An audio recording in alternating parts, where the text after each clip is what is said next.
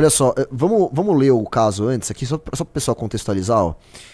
Uma mulher começa a gritar, ele é trabalhador, senhor, ele é trabalhador, e logo em seguida o trabalhador acerta um tiro a queima-roupa na região do pescoço do policial. A gente não vai mostrar a imagem do policial sendo atingido, né? A Ana se comprometeu a não mostrar isso, né, dona Ana? Sim. Que ela queria mostrar, mas eu falei, não, aqui não é balanço geral aqui, senão a gente fica sensacionalizando demais e é um assunto sério, né?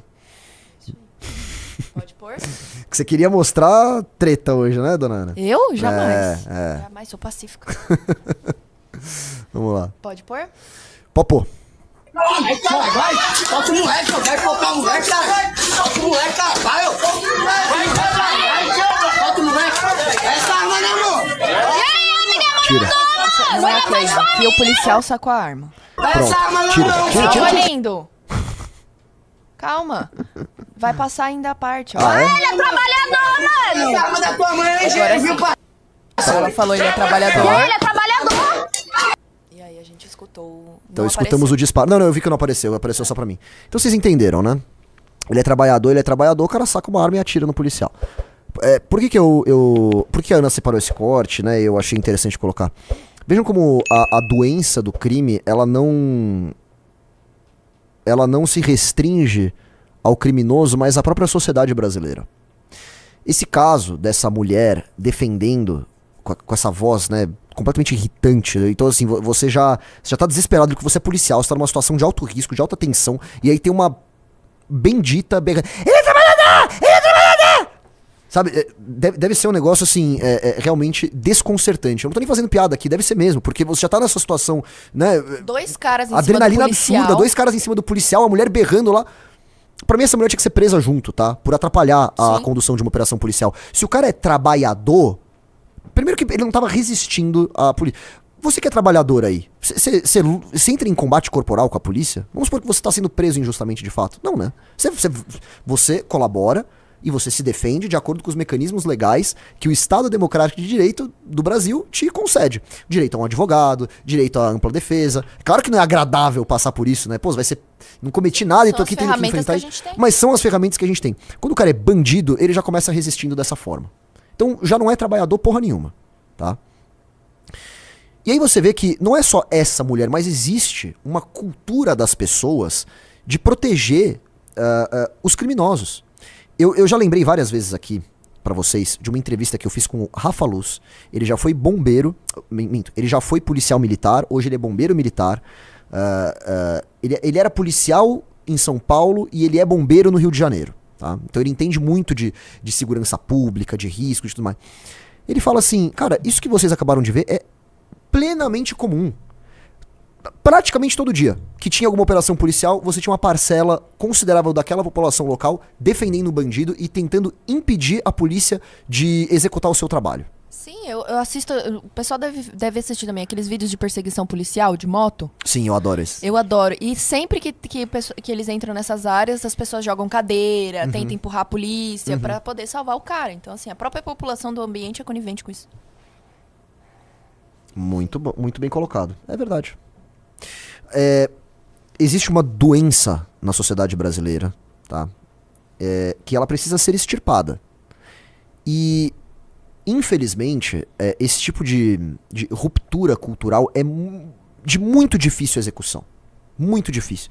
Tem outro exemplo que eu já trouxe algumas vezes aqui, que foi quando a Alemanha perde a Segunda Guerra Mundial e eles tiveram que desnazificar a Alemanha, né?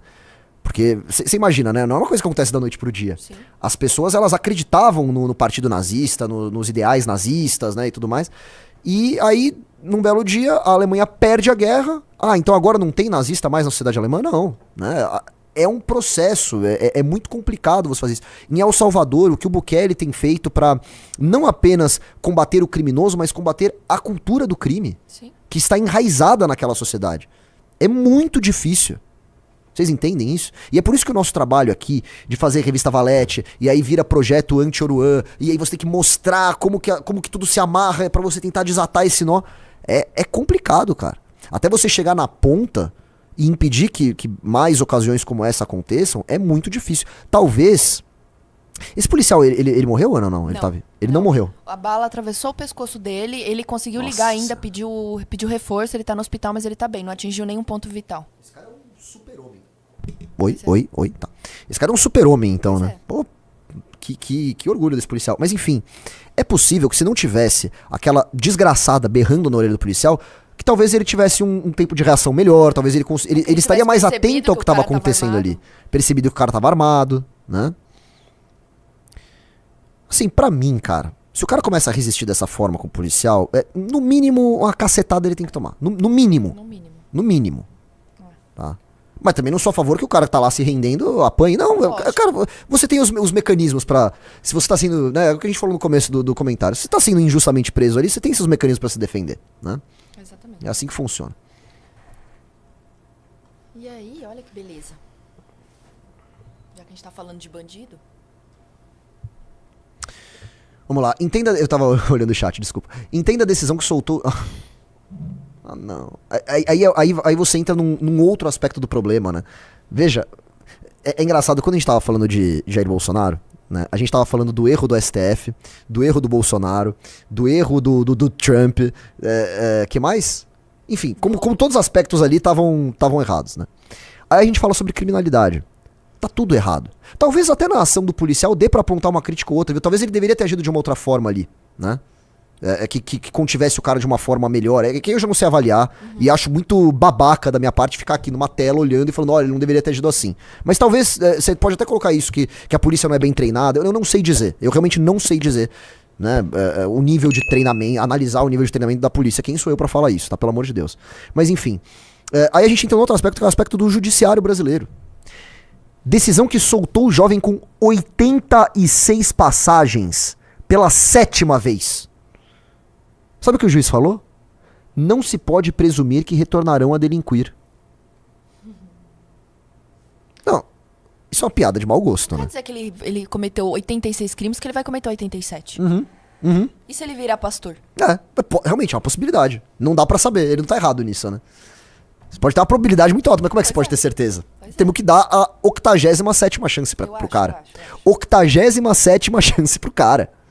Vamos ler essa palhaçada em formato de sentença, não, de decisão aí, né? Patrick Rocha Maciel, de 21 anos.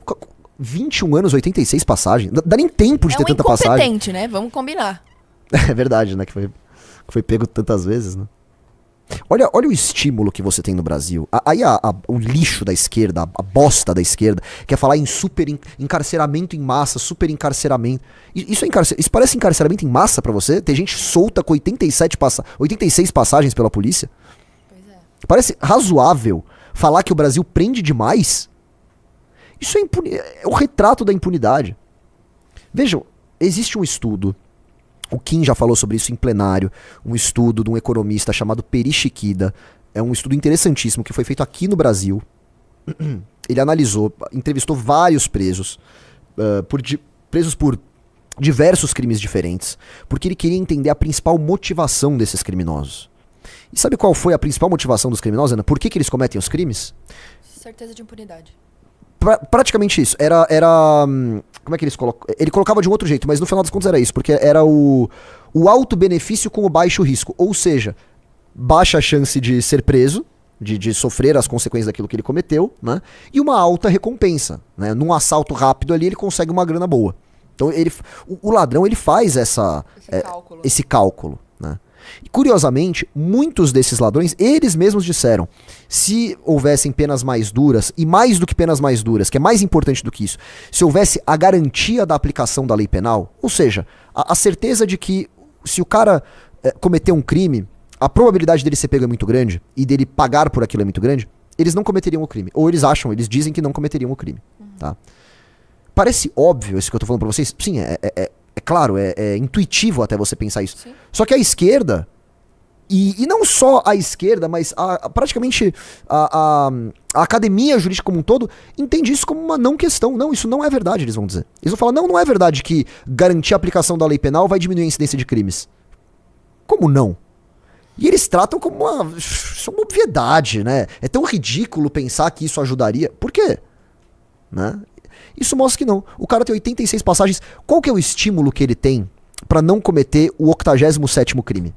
Já que ele cometeu 86 e não aconteceu nada com ele.